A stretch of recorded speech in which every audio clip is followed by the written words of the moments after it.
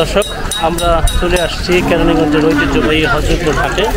এই ঈদ উল আজহা উপলক্ষে স্পেশাল যে হাটটা, সেই হাটটাই আপনাদের দেখানোর চেষ্টা করব। চলুন আমরা হাটটার ভেতরটা ঘুরে দেখে আসি। আমরা হাটের ভেতরে প্রবেশ করছি, এই ভেতরটাকেই দেখানোর চেষ্টা করছি।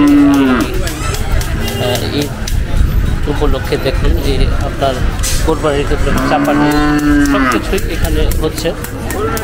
আমরা গরুর হাটের ক্রেতা বিক্রেতা অনেকে দেখতে আসছে, অনেকে হাট পর্যবেক্ষণ করতে আসছে, অনেকে কিনে নিয়ে যাচ্ছে, এখনই কিনে নিয়ে যাচ্ছে প্রচুর। ভাই কত নিল এটা? 1,35,000। 1,35,000 নিল।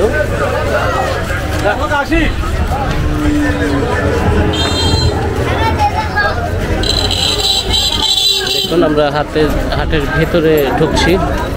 গরুর পরিমাণও অনেক বেশি। দেখুন গরুর পরিমাণ অনেক। ভাই ছাগলটা কত নিল? 16,000 না?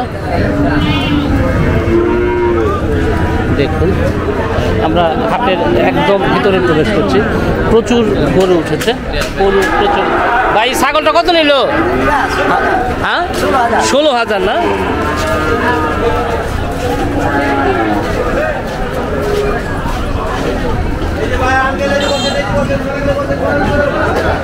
ভাই এত ছাগল কিনে নিয়ে আসলেন, কত করে নিল?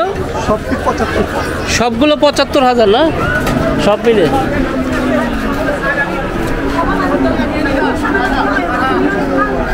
ভাই এটা কত নিল? 24,000 না? কোথেকে আসছেন আপনারা? সিঙ্গার থেকে না?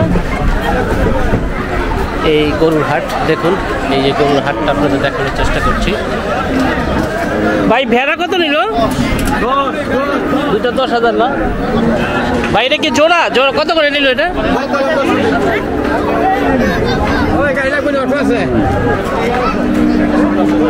দেখুন প্রচুর গরু উঠেছে, আসলে প্রসিদ্ধ হাট, অনেক পুরনো হাট। ভাই কত নিল? ও আচ্ছা, কত হয়েছে এটা? 1,60,000 জোড়া, 1,60,000।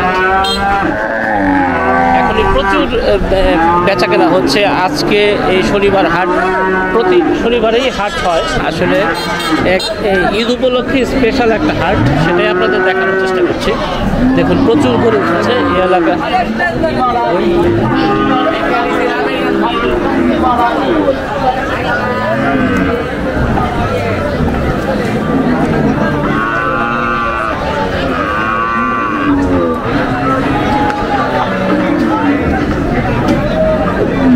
ভাই এটা কি বিক্রি হয়ে গেছে না বিক্রির জন্য আনছেন না?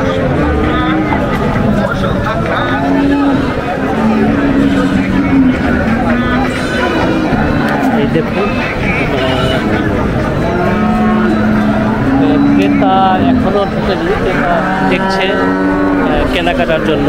আসলে আজকে শনিবার রেগুলার হাট, হযরতপুরের যে গরুর হাটটা প্রসিদ্ধ, অনেক দূর দূরান্ত থেকে এখানে আসলে স্পেশালগুলো দেশীয় গরুগুলো বেশি পাওয়া যায়, এবং স্থানীয় যারা গৃহস্থ তাদের গরুই আসলে এখানে বেশি আসে।